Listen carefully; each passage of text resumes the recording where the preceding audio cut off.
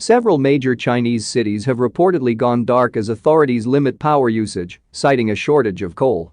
Analysts said prices of the commodity in the country have shot up due to the reported crunch.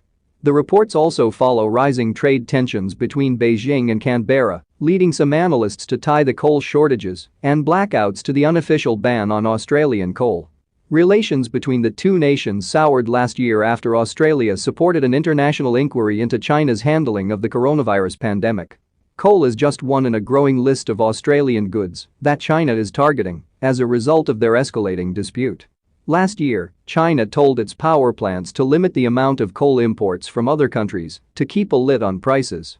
Beijing reportedly lifted those restrictions later, but didn't remove curbs on coal imports from Australia. China also reportedly gave state-owned utilities and steel mills verbal notice to stop importing Australian coal. China is the world's largest coal consumer, and its greatest source of coal imports was Australia. Coal is the energy source that the world's second-largest economy predominantly relies on, even as it is committed to a renewable energy plan. China is the second biggest buyer of Australia's thermal coal, a variety used to generate power.